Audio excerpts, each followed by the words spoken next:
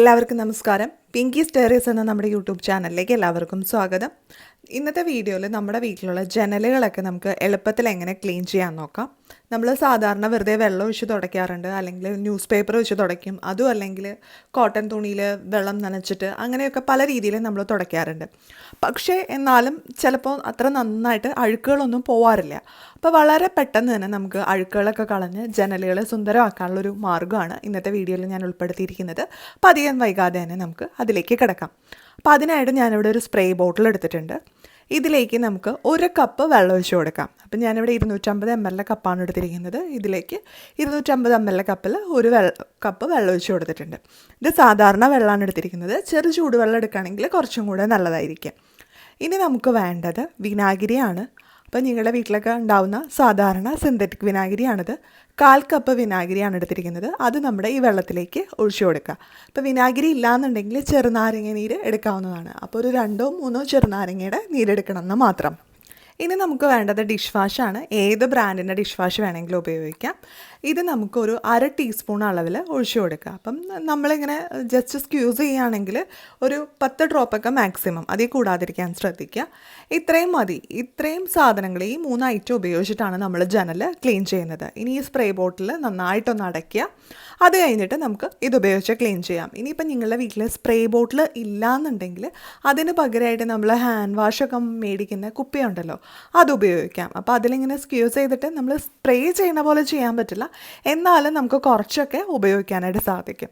അതും അല്ലെങ്കിൽ ഇങ്ങനത്തെ ഏതെങ്കിലുമൊക്കെ പ്ലാസ്റ്റിക്കിൻ്റെ കുപ്പികളെടുക്കുക, എന്നിട്ട് സ്പ്രേ പമ്പ് നമുക്ക് മേടിക്കാൻ കിട്ടും, 10 രൂപയൊക്കെ കൊടുത്തു കഴിഞ്ഞാൽ അത് ഉപയോഗിച്ചാലും മതി. അപ്പോൾ സ്പ്രേ ബോട്ടിൽ നന്നായിട്ട് ടൈറ്റ് ചെയ്ത് അടയ്ക്കുക.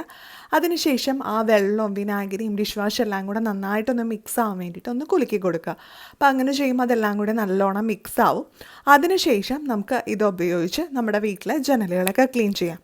അപ്പോൾ ഞാനിപ്പോൾ വീടിൻ്റെ പുറത്തുള്ളൊരു ജനലാണ് ക്ലീൻ ചെയ്യാൻ പോകുന്നത്. എനിക്ക് നോക്കുമ്പോൾ കാണാൻ പറ്റും ഇതിൽ അത്യാവശ്യം അഴുക്കുകളൊക്കെ ഉണ്ട്, ഒരുപാടില്ല എന്നാലും ഉണ്ട്. അപ്പോൾ ക്യാമറയിൽ എത്രത്തോളം വിസിബിൾ ആവുന്നുണ്ടെന്ന് പറയാൻ പറ്റില്ല, എന്നാലും അത്യാവശ്യം അഴുക്കുണ്ട്. ആ സ്പ്രേ ചെയ്ത് കൊടുക്കുമ്പോൾ തന്നെ അതിലുള്ള അഴുക്കുകളൊക്കെ ഇങ്ങനെ പുറത്തേക്ക് വരുന്നുണ്ട്. അപ്പോൾ വണ്ടികളൊക്കെ പോകുമ്പോൾ റോട്ടിൽ നിന്നുള്ള പൊടിയൊക്കെ ആ ജനലുമ്പോൾ പിടിച്ചിരിക്കുന്നുണ്ട്. അപ്പോൾ നമ്മൾ സ്പ്രേ ബോട്ടിൽ വെച്ച് ചെയ്യുമ്പോൾ തന്നെ അതിലെ പൊടികളൊക്കെ ഇളകി വരും. ഇനി നമ്മൾ ഒരു പഴയ സോക്സോ അല്ലെങ്കിൽ മൈക്രോ ഫൈബറിൻ്റെ ക്ലോത്തോ ഉപയോഗിച്ച് ഒന്ന് തുടച്ചു കൊടുക്കാം. അപ്പം നമ്മുടെ പഴയ സോക്സൊക്കെ ഉണ്ടെങ്കിൽ ജനലുകൾ തുടയ്ക്കാനായിട്ട് ഏറ്റവും നല്ലതാണ്. പ്രത്യേകിച്ച് ജനൽ കമ്പികളൊക്കെ അല്ല ജനൽ പാളികളും തുടയ്ക്കാനും നമുക്ക് ഇങ്ങനത്തെ സോക്സുകൾ ഉപയോഗിക്കാം. അതും അല്ലെങ്കിൽ ഇങ്ങനത്തെ മൈക്രോ ഫൈബറിൻ്റെ ഗ്ലൗസ് വാങ്ങാൻ കിട്ടും, അത് ഉപയോഗിച്ച് നമുക്ക് ജനലുകളൊക്കെ ക്ലീൻ ആക്കാം. അപ്പം ഞാനിപ്പോൾ ഇവിടെ സോക്സാണ് എടുത്തിരിക്കുന്നത്.